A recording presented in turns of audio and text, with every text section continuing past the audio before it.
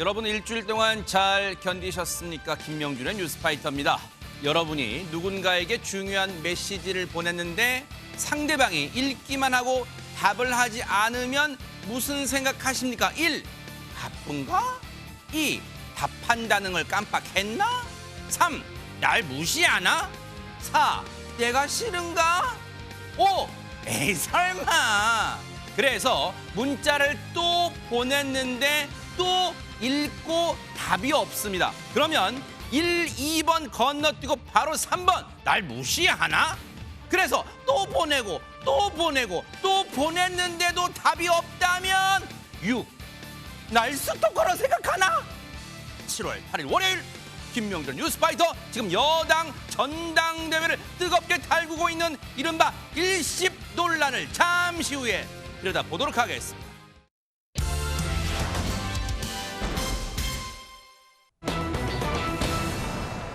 지금까지 이런 전대는 없었다. 영부인이 보낸 문자를 왜 일십했냐를 놓고 지금 여당이 지금 둘로 갈라지게 생겼다면서요. 허준 변호사님. 그렇습니다. 때는 이 총선 전에 한창 다들 김건희 여사의 명품백 논란과 관련해서 특검법 어떻게 해야 되냐 이 논란이 한창 가열될 때였어요. 그게 이제 1월 초 뭐 요때쯤이었는데 네. 그때 김건희 여사가 사과할까요 말까요? 제가 사과를 하면 지지율에 어떤 영향을 미칠 것 같은데 그래도 할까요? 라고 물어보는 문자를 한동훈 위원장한테 보냈다는 거예요. 허허. 지난 1월 15일과 19일 그리고 23일과 25일 저 달력에서 표시되는 날마다 문자를 보냈다는 건데요. 그 사과 내용을 쉽게 말하면 그러니까 명품백 논란 그걸 사과할까 말까 그걸 물어봤다는 거예요? 그렇죠. 그게 혹시 아하. 총선에 이제 부정적인 영향을 주고 지지율이 막 떨어지기 시작하니까 그거에 대해서 내가 사과를 할지 말지를 김건희 여사가 한동훈 그때 당시 비대위원장한테 물어보는 문자를 총 5번 텔레그램을 통해서 보냈다는 거예요. 그런데 네. 한동훈 위원장은 아무 대답도 하지 않았습니다. 와, 이게 한 차례도 아니고 놀라운 게요. 영부인, 김건희 여사, 영부인인 김건희 여사가 당시 비대위원장 신분인 한동훈 비대위원장한테 일단 문자를 보낸다는 것도 놀라운데 5차례나 보냈다는데 내용이 대체 뭐였을지 궁금합니다. 허준 변호사님. 네, 일단 1월 15일 첫 문자는요. 무조건 시키는 대로 하겠다. 그리고 이 윤석열 대통령과 한번 전화해봐라 이런 제안하는 내용으로 먼저 문자를 그래요? 보냈다고 합니다. 그런데 한동훈 위원장이 답변을 하지 않고 18일에 어떤 얘기를 했냐면 그 부분 관련해서 명품백 관련해서 국민들께서 걱정하실 만한 부분이 있다 이런 입장을 발표를 하거든요. 네. 그러니까 그 다음에 김건희 여사가 19일에 또 문자를 보냅니다. 아하. 지금 보시는 내용이에요. 이게 두 번째 문자예요? 그렇습니다. 사과하면 책임론에 불이 붙을 겁니다. 그럼에도 불구하고 비대위에서 사과를 결정하면 내가 그 뜻에 따르겠습니다. 이렇게 문자를 보낸 겁니다. 그리고 이날은 김경률 비대위원이 이른바 마리 앙투아네트 운운하면서 한창 이제 좀 극단적인 어떤 비판의 목소리를 냈던 그날이기도 하거든요. 그리고 나서 문자를 계속해서 더 보냅니다. 내용을 전체적으로 말씀드리면 내 불찰로 일이 자꾸 커져서 진심으로 죄송하다. 네. 사과해서 해결된다면 하겠는데 사과를 했을 때 그 학력 허위 기재 논란으로 사과 기자회견을 했을 때 오히려 지지율이 빠졌던 적이 있었다. 대선 전국에서. 그렇지만 비대위에서 사과를 결정하면 따르겠다라고 애매하게 얘기를 한 거예요. 그러니까 사과를 하고 싶다는 것인지 아니면 사과하면 안 되는 이유를 얘기하는 것인지 이 부분이 지금 약간 애매한 내용인 거죠. 그리고 계속해서 똑같은 얘기를 합니다. 제가 대신 사과하겠다. 너그럽게 일을 해달라. 100배 사과하겠다. 네. 한 번만 대통령과 만나봐라. 윤 대통령이 지난번에 큰 소리로 역정내서 마음 상하셨을 거라 생각하지만 큰 마음 먹고 비대위원장 맡아주셨는데 서운한 말씀드리니 얼마나 화가 나셨을지 공감을 한다. 내가 어떻게 해야 될지 알려달라. 그러니까 김건희 여사 측에서는 내가 사과를 하겠다라는 그러니까 한동훈 위원장이 사과하라고 하면 했을 것 같고 당의 뜻에 따랐을 것 같고 그랬다면 총선 결과가 달라졌을 수도 있다는 취지의 얘기를 하고 있는 것 같고요. 네. 하지만 한동훈 위원장 측에서는 사과를 하지 않을 이유를 말하는 문자였다. 이렇게 받아들인 상황으로 읽힙니다. 지금 5차례 문자 내용을 저희가 전해드렸는데 지금 여기 눈길 가는 내용들이 되게 많이 굉장히 많이 들어 있습니다. 대통령이 큰 소리로 역정을 냈다는다. 이런 내용도 지금 들어있어. 왜냐하면 이건 지금 김건희 여사가 밝힌 내용이라는 거예요. 그런데 보세요. 이 문자를 보냈는데 대체 앞서 제가 말씀드린 것처럼 박성배 변호사 왜 국민의힘 내부에서 지금 시끌시끌 하다 못해 지금 뭐 양쪽으로 쪼개지니 어째 왜 이런 분위기인 거예요? 많은 분들이 아시겠지만 지난 1월에 김건희 여사의 명품 수수 의혹이 뜨거운 쟁점으로 떠올랐습니다. 총선을 앞두고 이 문제가 불거지자 여당은 물론 함정 수사라는 방어를 했지만 야당은 매우 부적절하고 나아가서 뇌물수수 의혹이 있다면서 특검 추진까지 시사한 바가 있습니다. 이 당시에 김건희 여사가 당시 한동훈 비대위원장에게 사과 관련 문자를 보냈는데 한동훈 비대위원장이 이에 대해서 아무런 응답을 하지 않았다는 것입니다. 그런데 이 문제가 최근 국민의힘 내부 당대표 선거를 앞두고 한동훈 후보가 그 선거에 나서면서 재차 문제로 불거진 것입니다. 당시 문자 내용이 일부 공개되면서 나머지 3명의 후보가 한동훈 후보를 공격하고 있는데 문자를 받았음에도 아무런 응답을 하지 않았다. 총선 참패의 원인을 제공한 것으로 현명하지 못한 대처였을 뿐만 아니라 대통령실과 심각한 갈등을 빚어온 것을 알 수 있다는 취지로 공격을 하고 있습니다. 그렇지만 한동훈 후보 측은 당대표 선출 시기를 이제 와서 이와 같은 문자가 공개된 것 자체가 상당히 의문이고 사과하겠다는 의사가 아니라 오히려 사과하기 어렵다는 취지의 문자였다고 항변하고 있습니다. 이거 지금 놀라운 내용들이 답변 속에서 있다는 거예요. 지금 쉽게 말하면 어쨌든 5차례 김건희 여사가 문자를 쉽지 않은 이 결정에도 이 얼마나 보낼까 말까 했겠어요. 우리가 미뤄 짐작해보면. 근데 보냈는데 이른바 일시비라는 시체말로 일시비라는 문자 무시 답을 안 했다는 거 아니에요. 5차례 다 답을 안 했어요. 그런데 보세요. 한동훈 후보가 지금 이제 당시 위원장일 때 하재근 평론가님 저 문자를 받았던 시기도 되게 미묘하다면서요. 저 문자를 받았던 시기하고 당시에 그 대통령실하고 한동훈 비대위원장이 뭔가 조금 이렇게 갈등이 있는 듯한 그런 상황이 있었잖아요. 그 시기가 딱 겹친다는 거예요. 그래요? 어떻게 된 거냐면 네. 1월 15일 날 이제 김건희 여사가 한동훈 위원장한테 메시지를 보냈는데 네. 그런데 1월 17일 날 네. 당시에 김경률 비대위원이 마리 앙투아네트 언급하면서 김건희 여사한테 사과를 요구한 거예요. 이미 문자 보냈는데. 그래, 보냈는데, 네. 그러니까 뭔가 좀 그때까지는 뭐가 착오가 있나 이렇게 생각했을 수 있잖아요. 네. 그래서 다시 1월 19일 날 네. 김건희 여사가 한동훈 비대위원장한테 문자를 또 보냈는데 어허. 당에서 사과하라고 하면 사과하겠다라고 네. 문자를 또 보냈는데 거기에 대해서 응답을 안 하니까 그리고 거기에 대해서 그래서 상당히 좀 뭔가 대통령실에서 안 좋게 생각을 한 것이 아닌가. 어허. 그래서 이틀 후에 1월 21일에 대통령 비서실장이 한동훈 위원장한테 사퇴를 요구하게 된 겁니다. 당시에 그래서 난리가 났었고. 기억나요. 그렇습니다. 그 다음 날에 1월 22일에 한동훈 위원장이 사퇴 요구를 거절했거든요. 아하. 그래서 막 갈등설이 뭐 여기저기서 크게 일어났는데 1월 23일 날 화재 당시에 사건 현장에서 맞아요. 갈등이 봉합이 됐고 서천에 화재 났을 때 이거. 그렇습니다. 네. 저 갈등이 봉합되는 당일에 그날 김건희 여사는 다시 또 한동훈 위원장한테 메시지를 보냈습니다. 아하. 지금 하재근 평론가님 얘기 들어보니까 절묘하게 진짜 미묘한 일들이 많이 일어났던 시기예요. 그런데 당시의 모습 영상으로 만나보시고 이어가 보도록 하겠습니다. 프랑스 혁명이 왜 일어났을 것 같냐. 그래서 우리는 당연히 이제 자유, 평등 뭐 이와 같은 이념들을 당연히 연상하는데 아니다.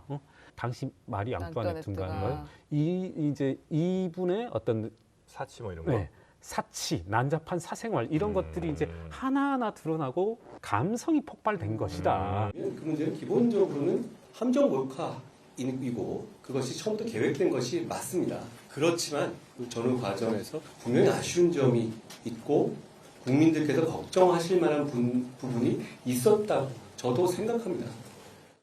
국민의 눈높이에 생각할 문제니까요. 갈등이라고 할 만한 문제는 없습니다. 대통령실은 과도한 당무 개입이라는 비판이 있는데 이에 대해서 평가는 제가 하지 않겠고요. 저는 그 과정에 대해서는 제가 사퇴 요구를 거절했기 때문에 구체적인 내용에 대해서는 말씀드리지는 않겠습니다. 제 임기는 총선 이후까지 이어지는 것으로 알고 있는데요.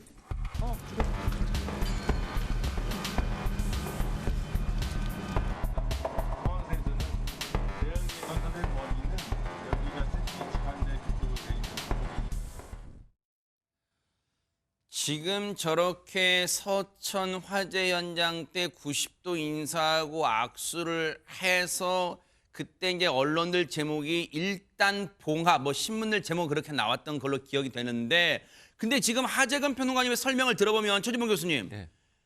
미뤄 짐작컨대 아니 진짜 영부인이 감히 문자를 보냈는데 한동훈 비대위원장이 감히 문자를 무시해? 그러니까 당시 비대위원장 사퇴! 뭐 이런 얘기가 나왔다 뭐 그런 거예요? 그 시간상 그렇게 이해가 되어지죠. 지금 설명을 들어보면 문자를 보냈는데 답장이 없었고 거기에 대해서 반응이 온 게 대통령 비서실장이 사퇴를 요구했다는 거 아닙니까? 한동훈 전 비대위원장도 그 부분은 인정을 했어요. 본인이 뭐 사퇴에 대해서 할 수 없다라고 얘기를 했고, 그 말은 결국은 이 문자 건이 대통령한테 상당히 불편하게 보였을 가능성이 있다.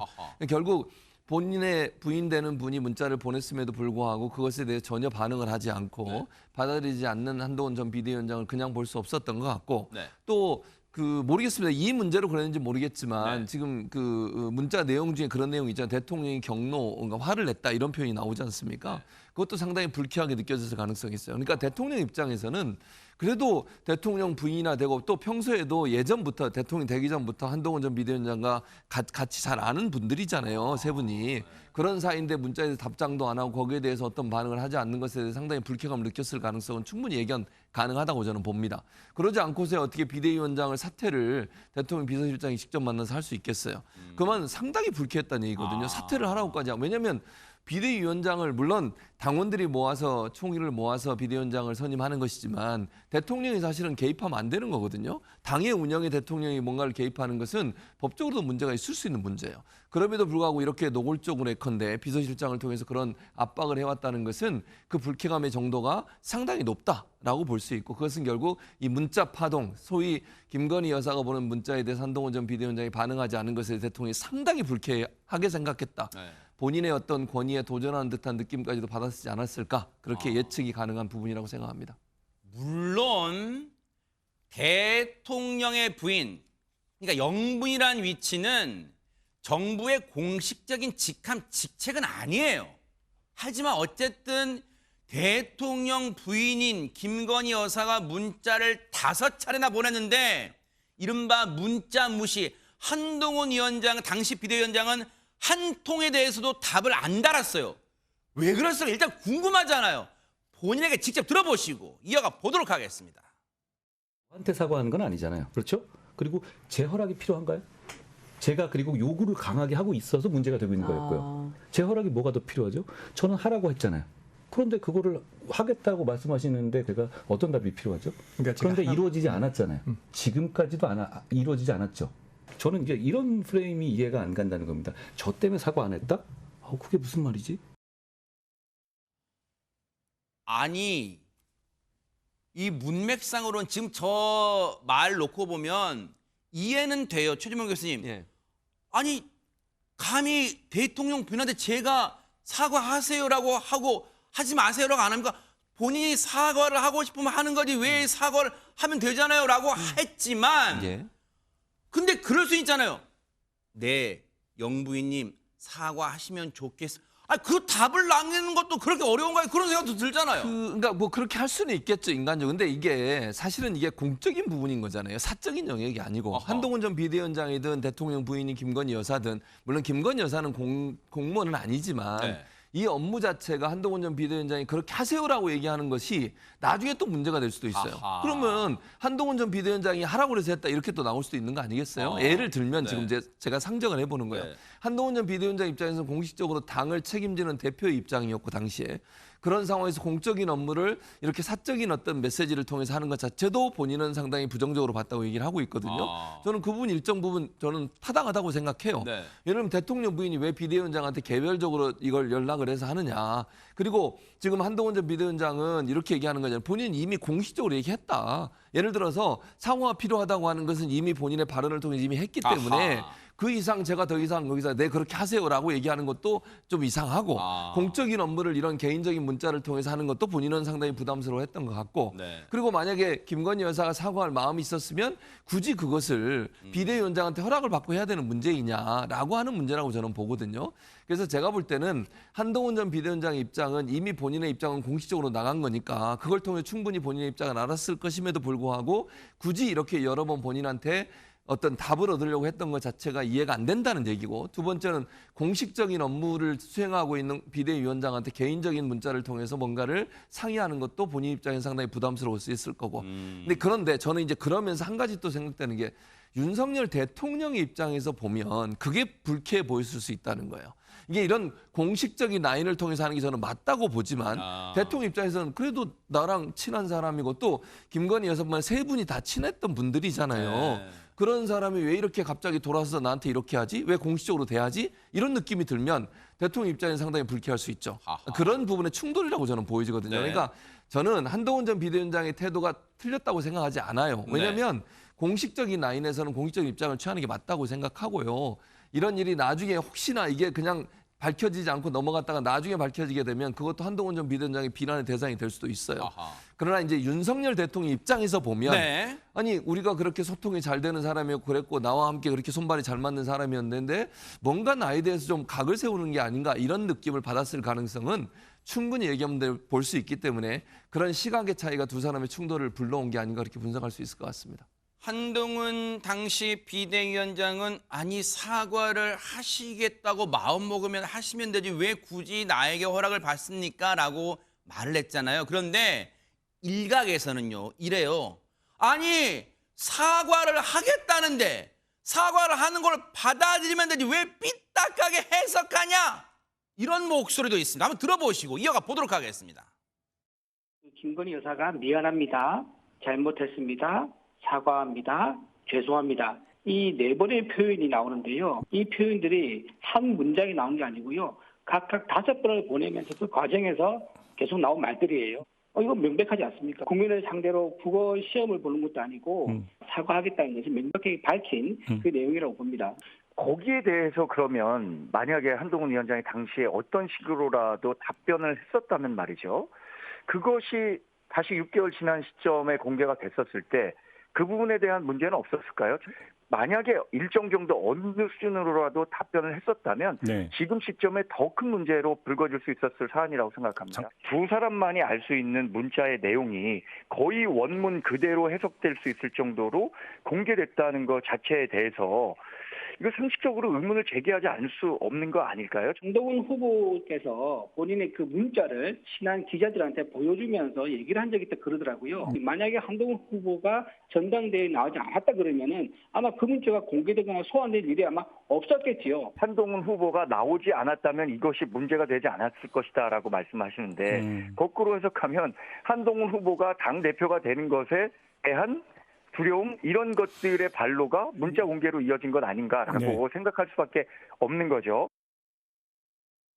지금 이른바 뭔가 이제 언론들 표현이에요. 다른 후보들 이제 기분 나빠지 마세요. 뭐 양강이라고 보이는 한동훈 원희룡 측의 지금 대변인들 얘기만 봐도 우리가 제일 궁금한 내용을 놓고 지금 양측이 싸우는 게 막 느껴져요. 유인경 평론가님, 사실 이 문자 내용 있잖아요.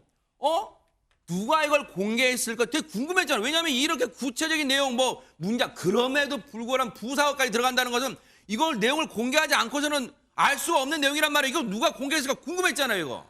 지금 원희룡 후보가 이제 맹렬히 뭐 이런 대변인 통해서뿐만 아니라 라디오에 출연해서도 진행자한테 한동훈 후보랑 친하니까 너무 편파적으로 방송하는 거 아니에요? 뭐 이런 얘기까지로 좀 다급한 듯해 보입니다.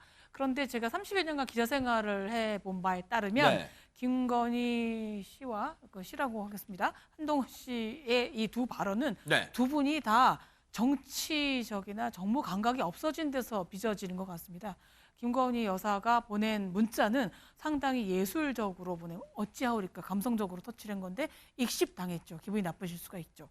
한동훈 후보가 전혀 답을 하지 않은 건 검사 출신으로서 증거 하나라도 남기지서는 안 된다라는 그런 강박관념도 있는 것 같습니다. 그런데 정치라든가 이런 선거라든가 이런 데서 중요한 것은 네. 정의, 상식이 아니고요. 정치공학과, 정무감각이 어떤 사람이 더 유연하느냐에 따라 달라지거든요. 그러니까 두 분들이 다듬어지지 않은 정치 쪽에 익숙하지 않은 사람들의 이 문자 발언이 일파만파. 이거 뭐 국민의힘뿐만 아니라 민주당 바라보는 국민의힘 지지자들 모두에게도 굉장한 혼란을 빚었다는 건 사실인 것 같고요. 네. 좀 더 바른 나라를 만들기 위해서는 이제 진솔한 것보다 더 중요한 게 어느 것이 더 당이나 이번 선거에 도움이 되고 국민들의 불안감을 감수할 수 있는지, 그다음에 보수를 또 추구하는 분들에게는 어떤 게 더 받아들일 수 있는지도 한번 생각해 보시고 문자 하나, 말씀 하나에 좀 힘이 실리기를 바라봅니다. 네. 원희룡 후보는 SNS에 이렇게 된 이상 지금 문자 파동이 일고 있잖아요. 그래서 아예 이참에 시쳇말입니다. 시쳇말로 다 까자 내용을. 다 까자 받은 거. 다 까는 게 유일한 방법 아니야? 오해를 논쟁 불식시키는 게 유일한 방법 아니야? 라고 하고 있고 한동훈 캠프의 정광재 대변인은 아니 문자를 보낸 당사자가 엄연히 있는데 그 사람의 의사도 안 물어보고 받은 사람이 일방적으로 공개하는 게 말이 되냐? 부적절하다 이렇게 또 맞서고 있는데 이 사태를 바라보는 문자 파동 사태를 바라보는 원희룡, 나경원 후보의 얘기 좀 들어보시고 이어가 보도록 하겠습니다. 영부인 의혹에 대한 사과 의사를 만약에 제각을 받았다면 즉각 당내 논의에 붙이고 국민들이 볼 때 반전 드라마를 쓸 수 있게끔 풀어나갔을 겁니다. 그래서 제가 보기에는 양쪽 다 한쪽은 피해자 코스프레, 한쪽은 우격다짐이다라고밖에 보이지 않습니다. 저는 이러한 두 분의 모습이 일종의 덤앤더머로 보입니다. 지금 깎아내리고 있어요. 지금 나경원 후보는 또 이렇게 이 참 한심하다. 덤앤더머라는 뭐 영화 제목입니다만 그런 것도 쓰면서 깎아내리고 있는데 한동훈 후보는요. 원희룡, 나경원 후보를 뛰어넘어서 여기를 향해서 들으라는 듯 이런 얘기도 하고 있습니다. 마저 들어보시고 이어가 보도록 하겠습니다. 이 시점에서 얘기하는 것, 이런 얘기를 일부러 이렇게 만들어내고 하는 것은 좀 비정상적인 전대 개입이나 당무 개입으로 많은 분들이 생각하실 수 있는 위험한 일이라고 생각합니다. 6개월 내내 이런 문제 제기가 전혀 없었는데 저 문자가 지금 튀어나와서 나온다는 얘기는 저 목적이 지금 저를 막으려는 거라는 거는 그냥 다 그렇게 생각하시지 않나요? 여러분 귀에도 어떤 표현이 쏙 들어오셨어요? 전대 개입, 당무 개입, 허주연 변호사님 개입한다. 개입한다는 얘기는 어디를 지금 지칭하는 걸까요? 정확하게는 대통령실 윤석열 대통령을 향한 표현이라고 해석을 해볼 수가 있겠죠. 요거는 친한계 주장입니다. 그러니까 지금 이 시점에 저 문자 왜 공개하는 거냐. 이거 전당대회에 영향력 행사하려고 그러는 거 아니냐 이 취지인 거예요. 왜냐하면 지금 보세요. 저 문자 내용을 주고받은 사람 두 사람인데 한동훈 후보 측에서 공개를 하지 않았다고 하면 나머지는 김건희 여사가 저 문자를 갖고 있을 거 아니에요. 그러네요. 그렇다면 그쪽에서 흘러나왔다고 이쪽에서는 주장을 하면서 그 배후에 직간접적으로 윤석열 대통령의 입김이 작용한 것이 아니냐. 왜냐하면 지금 이 총선 직전의 명품백 수수 문제가 사실 가장 민감한 악재 중에 하나였는데 이거를 적시에 사과하고 수습할 기회를 그때 당시 비대위원장이었던 한동훈 위원장이 이 김건희 여사의 문자를 쉽게 말해서 뭉개면서 묵살하면서 기회를 놓쳤다는 거예요. 그래서 총선 참패의 책임이 한동훈 위원장에게 있다는 것이고 이런 사람을 당대표로 만드는 것이 과연 온당하겠는 것이냐라는 어떤 배경이 있고 그 얘기가 실제로 친윤계 또 반한계 쪽에서 나오고 있거든요, 지금. 그래서 이것까지 생각한 대통령실 쪽에서 이거를 일부러 공개한 것이 아니냐 이런 얘기를 하고 있는 것이고요. 대통령실 관계자 절대 아니다라고 얘기했습니다. 공개적으로 전당대회 당무 개입 거론한 한동훈 위원장에게 이 후보에게 불쾌할 수밖에 없다라고 하면서 전당대회에 개입하지 않는 것이 원칙이고 대통령실을 끌어들이지 말라 이렇게 입장을 밝혔습니다. 물론 최준범 교수님 저 문자 내용을 누가 어느 측이 공개했냐고 단언할 수는 없어요. 하지만 그냥 정황상 지금 이 문자 내용이 공개된 이후에 상당히 한동훈 후보 측이 곤혹스러운 걸로 미뤄 봐서는 한동훈 후보 측이 공개했을 가능성은 현저히 낮다고 볼 때 어쨌든 지금 전당대회가 7월 23일인데 분위기가 한동훈 당대표 되는 거 결사저지 총력전 뭐 그런 냄새가 좀 납니다. 그렇죠. 그렇게 볼 수밖에 없어요. 한동훈 전 비대위원장 측에서 공개했을 가능성은 거의 없다고 보고요. 친윤계에서 공개를 했겠죠. 그럴 가능성이 높다고 보여집니다. 왜냐하면 이 문자 공개가 누구한테 타격이 제일 클 거냐를 생각해 보면 한동훈 전 비대위원장 측에게 가장 클 수밖에 없어요. 지금 이제 한동훈 전 비대위원장의 지지율이 가장 높잖아요. 지금 현재 국민의힘 대표 후보들 중에는. 네네. 그런 상황을 추격하고 있는 친윤계 입장에서는 한동훈 전 비대위원장이 대표가 되는 거 결사적으로 막아야 되는 상황이에요. 그런 상황이라면 원희룡 후보를 당선시켜야 될 텐데 그렇게 해서 할 수 있는 카드가 별로 없어요. 아하. 지금으로서는. 그래서 자극적인 카드를 꺼낼 수밖에 없었고 이 카드가 결국 등장한 게 아닌가. 사실 이 이슈가 지난 1월에 모 언론사에서 보도한 내용을 한번 공개된 적이 있어요. 물론 문자 내용이 자세히 공개되지는 않았지만 김건희 여사가 사과할 의사가 있다는 문자를 보냈는데 그게 성사되지 않았다는 그 뉘앙스의 보도가 한번 나온 적이 있었거든요. 그러니까 이미 정가에는 어느 정도 알려진 사실이에요. 아하. 근데 6개월 만에 이 시점에 왜 이게 터져 나왔냐는 거예요. 그것도 구체적으로 내용까지 다 공개되는 그렇죠. 상황을 보면 네. 이건 의도적이다. 이렇게 아하. 보는 게 맞다고 저는 봐요. 네. 그래서 전당대회 판을 완전히 흔들어 보겠다는 거예요.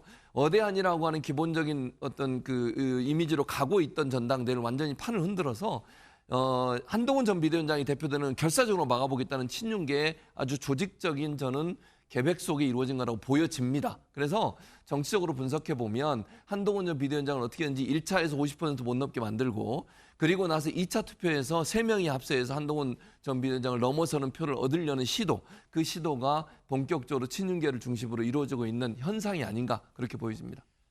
내일 바야흐로 내일 국민의힘 전당대회 당대표 TV 토론이 처음으로 열리는데 아무와 모르긴 몰라도 이 문제를 놓고 난타전이 예상이 되는데 이 내용 뉴스파이터도 눈 부릅뜨고 따라붙어 보도록 하겠습니다.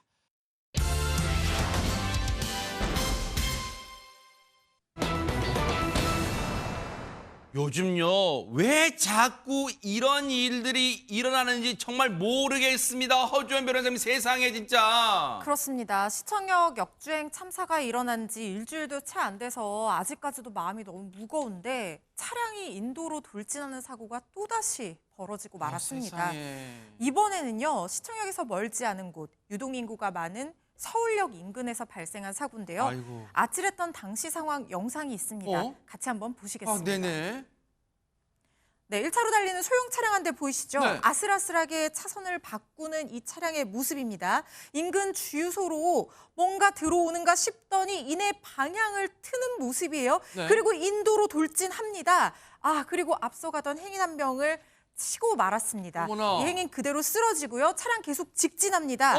다른 행인까지 치고 말았고요. 벽을 들이받고서야 겨우 멈춰선 모습입니다. 아니 지금 인도로 잘 걸어가고 있는 사람을 그 행인을 뒤에 쳐고 그럼 그 행인을 친 다음에 바로 멈춰야지 또 그냥 가고 있어요 진짜. 꿈에도 아마 상상을 못했던 일일 것 같습니다. 저 사고가 일어난 것이 이달 6일 오전 9시 20분경.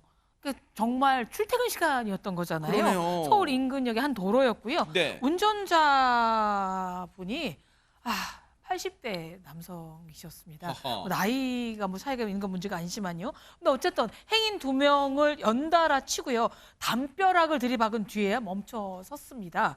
당시 사고 충격이 얼마나 컸는지 목격자에 따르면 해당 사고로 차량 내에 있는 에어백도 터졌다라는 겁니다. 엄청난 충격이었다는 거죠. 사고를 당한 보행자 2명은 부상을 입고 병원으로 옮겨져 치료를 받고 있는데요. 그중 한 명은 중상을 입었어요. 근데 다행히 생명에는 지장이 없는 것으로 밝혀졌지만 얼마나 놀라고 또 충격이 컸겠습니까? 지금 세상에 저 상황을 놓고 당시 직접 목격하지 않았어도 너무너무 놀라신 분도 많대요. 얘기 좀 들어보시고 이어가 보도록 하겠습니다. 만약에 저 담이 없었으면 오늘 대형 사고 났을 거예요. 저 인도로 가서. 저는 집이 무너진 줄 알았다니까. 얼마나 세게 받았으면 차가. 너무 소리 컸어요. 벼락 치는 소리 났었지. 담이 금이 갈 정도니까. 저 사고를 낸 차량의 앞부분 부서진 정도를 보세요. 미루어 짐작컨대 누가 육안으로만 봐도 박성배 변호사님 저게 느린 속도로 달리지 않았다는 건 누가 봐도 알 수 있을 것 같아요, 지금. 일단은 상당한 부주의로 보이긴 합니다. 이 사고 당시 차량에는 가족인 동승자 2명이 타고 있었다고 하고 운전자에게 음주나 마약 정황은 없다고 합니다. 경찰에 따르면 운전자가 애초에 주유소로 들어가려고 했던 것은 아니고 왔던 길을 되돌아가려다 이 인도로 들어섰다고 하는데 일단 경찰은 부주의로 사고를 낸 것으로 보고 이 운전자를 교통사고 처리 특례법상 치상 혐의로 입건해 정확한 사고 원인을 조사 중입니다.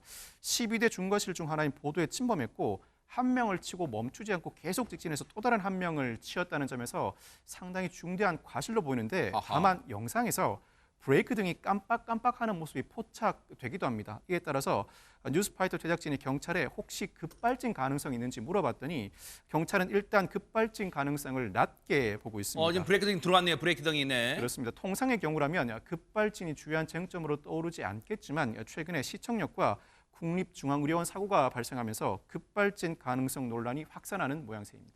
그런데 지금요, 앞서도 말씀드렸잖아요. 지금 이곳 저곳에서 비슷한 사고가 계속 일어나고 있다고 말씀드렸는데 하재근 평론가님 하루 전에도 비슷한 사고가 일어났다면서요, 지금. 어제 오후에 서울 용산구에서 차량 사고가 났는데 급발진인 것 같다라는 신고가 접수가 된 거예요. 당시 모습이 CCTV 영상에 고스란히 담겼는데 영상을 보시면 영상이 이렇습니다. 도로가 평화로워 보였었는데 갑자기 흰색 차량이 쏜살같이 저렇게 달려옵니다. 그 속도 그대로 앞에 있던 검은 차량을 들이받고 말았는데 얼마나 속도가 빨랐는지 두 사고 차량이 순식간에 화면에서 사라지고 말았습니다. 자세히 보니까 보세요 지금 허주현 변호사님 저 차량이 들이받은 게 한 대만 들이받은 게 아니라 계속 들이받고 직진하고 계속 앞으로 가고 있어요. 여러 차량을 들이받은 것으로 보이는데요 지금. 무려 4대나 연쇄적으로 추돌 했다고 합니다. 지금 70대 남성이 몰던 택시가 앞서가던 이 승용차 차량을 들이받았는데요. 그 이후에 계속해서 4대나 추돌을 하는 그런 엄청난 사고로 이어진 거예요. 아수라장이 현장 아수라장이에요 지금. 그렇습니다. 지금 차 엄청나게 부서진 모습 보이시죠? 앞서가던 검은색 승용차 후면부 완전히 찌그러진 모습이고요. 뒤에서 들이받은 이 택시, 흰색 택시 보닛 부분도 형체를 알아보기 힘들 정도로 구부러지고 거의 구겨진 상태라고 보시면 될 것 같습니다. 이 승용차에 타고 있던 50대 남성과 동승자인 80대 여성이 많이 다치지는 않았습니다. 경상을 입고 병원으로 이송돼서 치료를 받았다고 하는데요. 천만다행이네요. 아이고. 네, 천만다행입니다. 그런데 지금 이 사고의 원인을 밝혀야 되는데 운전자가 급발진을 주장을 하고 있다는 거예요. 그래서 실제 급발진이 맞는지 아닌지 이 부분에 대해서 좀 조사가 필요해 보입니다. 급발진 여부는 일단 정밀한 조사가 이루어져야겠습니다만 너무너무 지금 걱정되는 게 시청역 사고의 충격이 채 가시기도 전에 최진봉 교수님 일주일 새인가요? 지금 이런 일들이 너무너무 많이 일어나고 있어요. 그러니까 지금 말씀하신 것처럼 시청역 사고도 그렇죠. 국립의료원 돌진 사고도 있었죠. 오늘 이제 이 장면도 있었죠. 근데 이 공통점이 있습니다. 뭘까요? 이 사고 사고의 공통점이 운전자들이 좀 연세가 많으신 고령 운전자분들이라는 거예요. 그러다 보니까 사회 일각에서 이런 부분에 대한 우려가 걱정이 좀 있습니다. 고령 운전자들이 운전을 하는 것에 있어서 상당히 우려를 표명한 분들이 많이 있고요. 실제 그 안전관리 좀 강화해야 한다는 주장이 강하게 나오고 있고 도로교통공단에서 공개한 통계 수치를 보면요. 최근에 수년간 전체 교통사고는 감쇄 추세를 보이는 반면에 고령 운전자 교통사고는 지속적으로 증가하고 있다고 합니다. 이게 지금 그래프가 보여주고 있는 모습인데요. 근데 하지만 일각에서는 또 이런 얘기도 있어요. 아니 운전자 개인에게 비난의 화살을 돌리지 말고 시스템적으로 제도적으로 그럼 이걸 막을 수 있는 예를 들면 기술이 많이 발전하고 있으니까 자동차가 스스로 제동을 하거나 아니면 어떤 문제가 발생했을 때 컨트롤할 수 있는 기능을 좀 요즘 보면 운전자 없이도 운전하는 이제 그런 차량들도 개발이 되고 있는 상황 아니겠습니까? 그래서 그런 부분들을 강화하는 게 필요하지 고령 운전자라고 해서 모두 다 같이 비난의 대상이 되는 건 좀 피해야 되지 않겠나 이런 얘기들이 나오고 있습니다.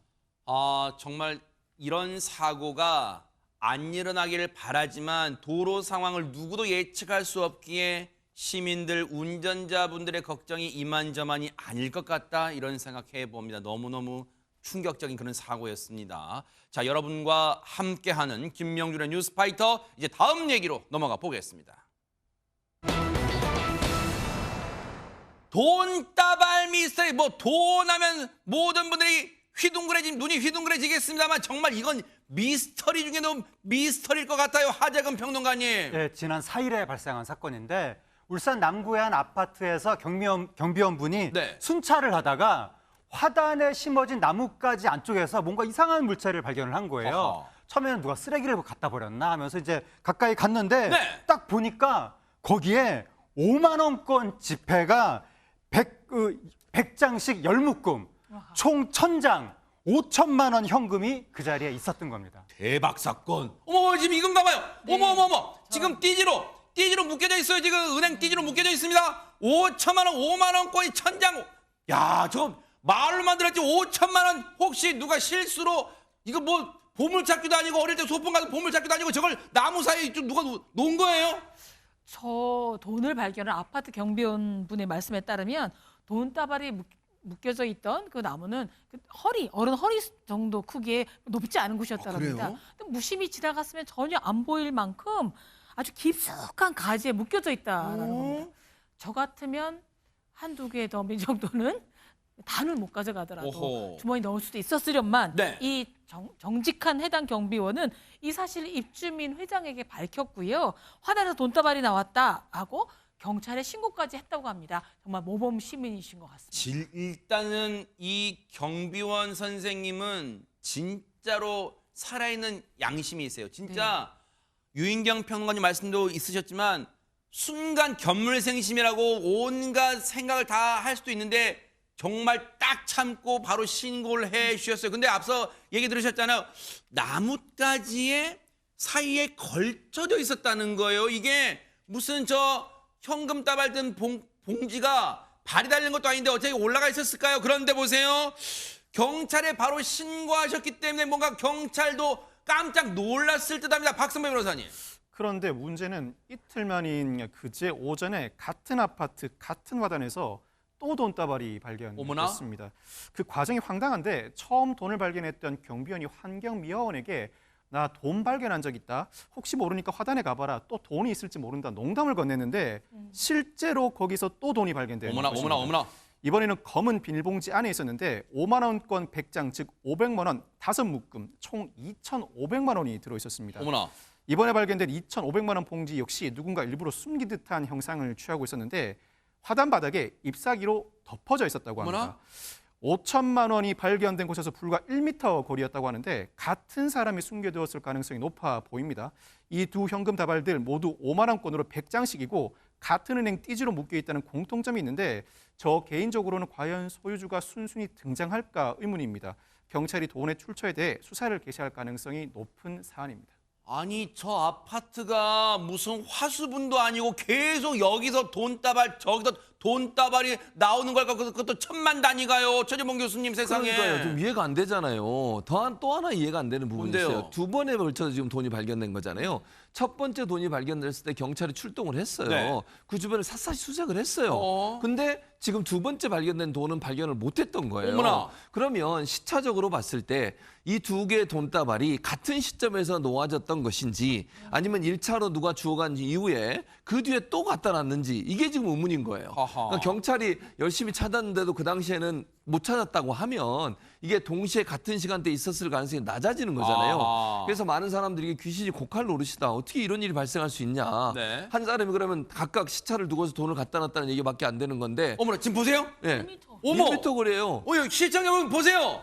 10m도 아니에요. 예. 4일날 5천만 원 발견된 것과 6일날 2,500만 1m 거리. 그러면 그걸 그때 당시 경찰이 저걸 못 봤을 리가 없잖아요. 그러니까요. 그게 이해가 안 된다는 거죠. 또 하나는 만약에 누가 갖다 놨다면 처음에 갖다 놨던 돈이 없어진 거잖아요. 근데 거기다 또 갖다 놔요? 그건 또 이상한 얘기 아닙니까? 네. 이런 여러 가지 정황으로 봤을 때 이 돈다발의 정체가 대단히 의아스럽고 의문스럽다 이런 얘기를 말씀드리겠습니다. 이러다 보니까 제목이 이제야 이해가 돼요. 돈다발 미스터리. 허주연 변호사님.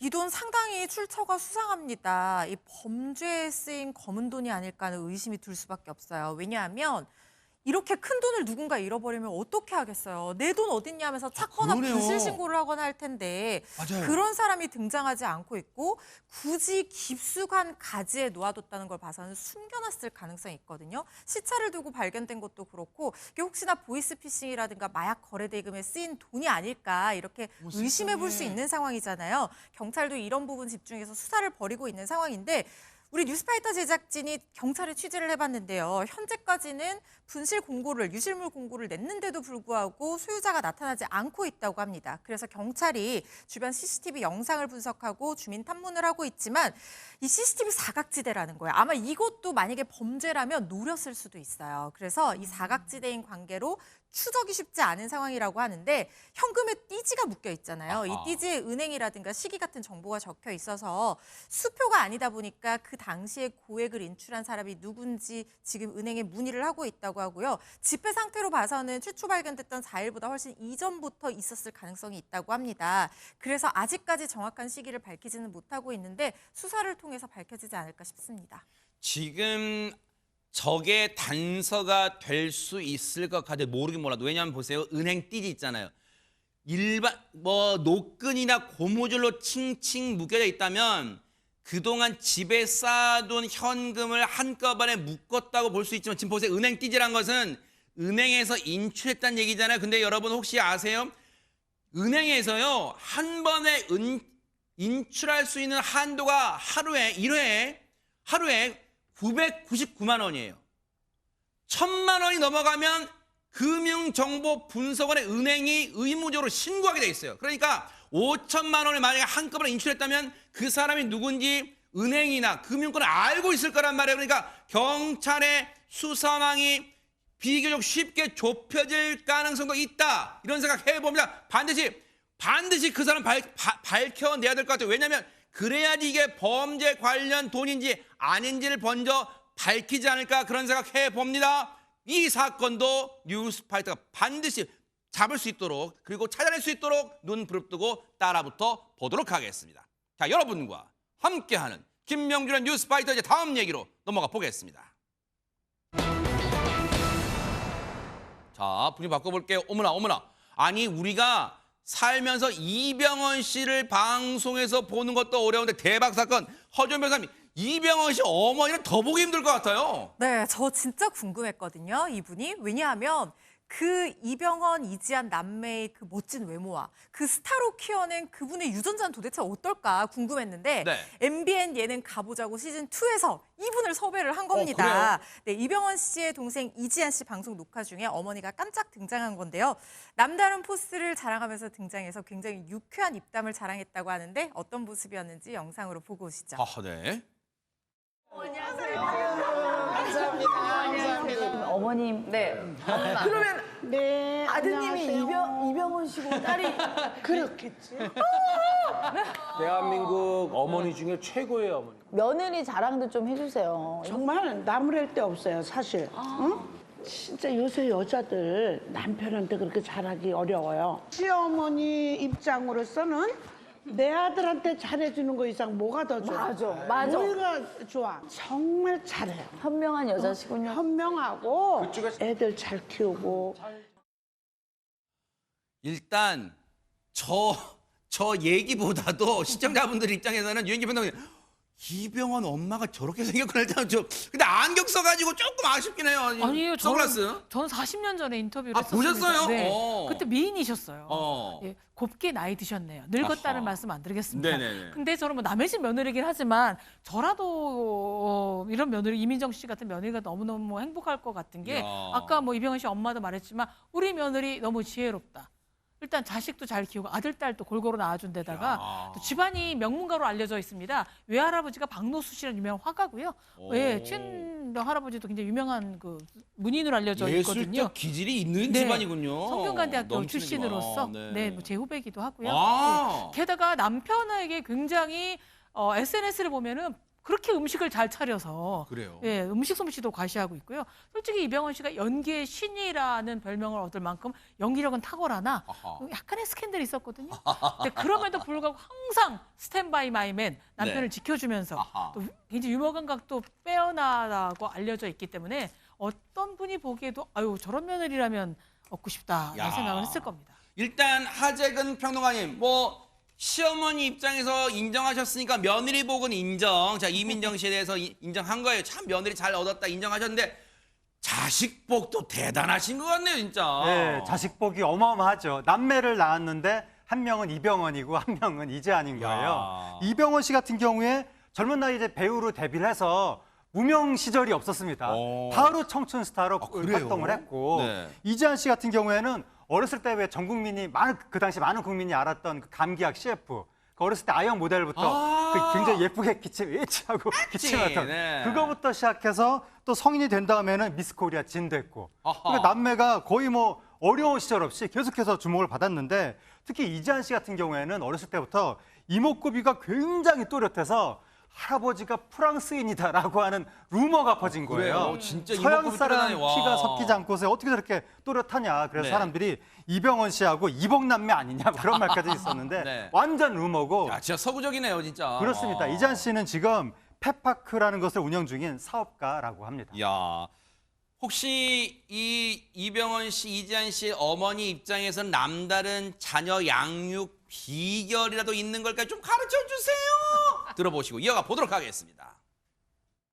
키우시면 그렇게 훌륭한 무섭게 키우면 돼. 우리는 뭐 새벽까지 아침까지 막 우리 술 먹고 그랬는데 젊은 애들이 꼭 시간만 되면 갔어요, 그분이.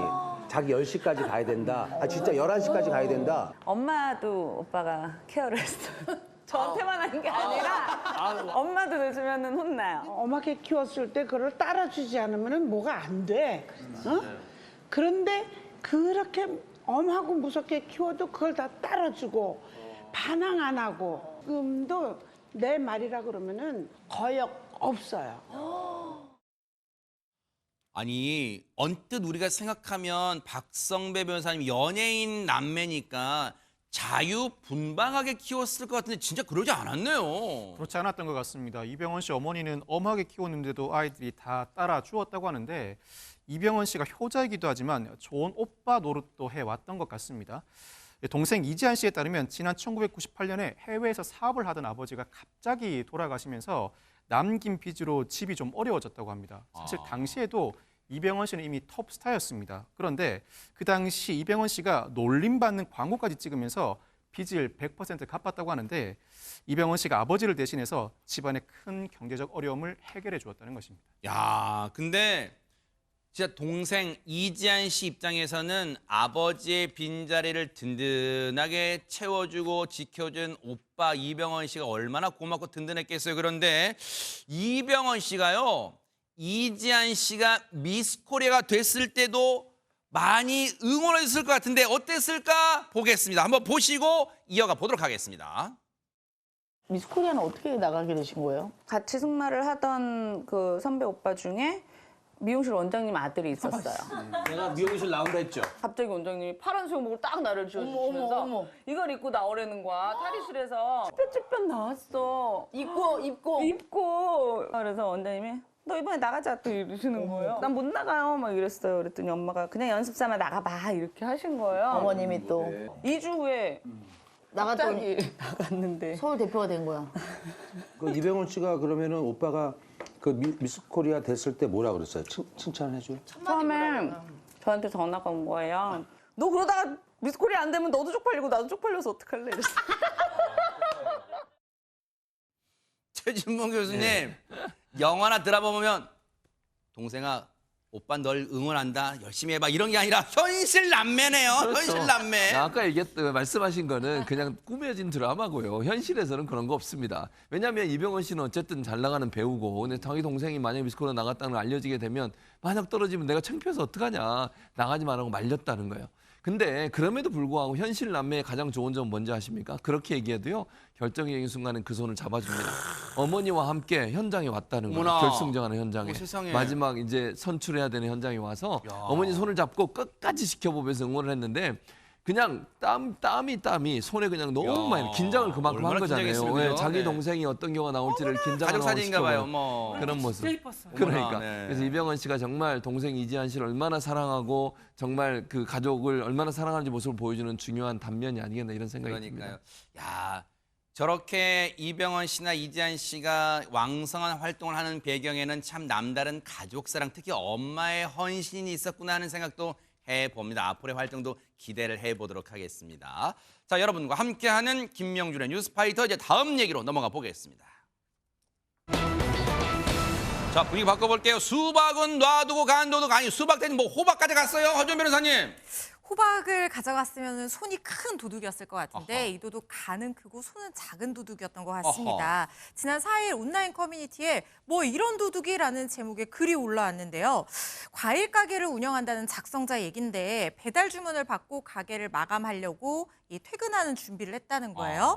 그래서 가게에서 나온 쓰레기 같은 거 정리하잖아요. 그 쓰레기랑 배달 주문 받은 수박 2통과 황도 1박스를 밖에 내놓고 차를 가지러 갔다 왔다는 거예요. 그렇게 잠깐 자리를 비운 사이에 왔더니 뭐가 없어졌냐? 황도가 없어졌다는 거예요. 어머나. 그런데 포장지는 그대로 두고 그 황도 박스 안에 황도 알알이 적어 있잖아요. 어머나. 올망졸망한 그거를 주섬주섬 챙겨갔다는 거예요. 지금 저렇게 된 거예요, 지금? 네, 저렇게 포장재만 덩그러니 남겨져 있었다는 겁니다. 작성자가요, 수박은 무거워서 못 가져간 것 같다라고 하면서 일단 배달 주문 가야 되니까 할 수 없이 다른 상품으로 급히 대체를 했다고 하는데 경찰에 신고를 했다고 하거든요. 그리고 주변에 뭐 어려운 사람들이 많은 그런 동네도 아니고 먹고 살만한 동네에서 장사하는데 뭐 이런 경우가 다 있냐, 어지럽고 속까지 울렁거린다, 이렇게 당혹감을 드러냈다고 합니다. 아니, 저 훔친 인간이라 할게요. 저 인간이죠. 저기 사람이에요. 저 사람이 할 짓이에요. 저 인간이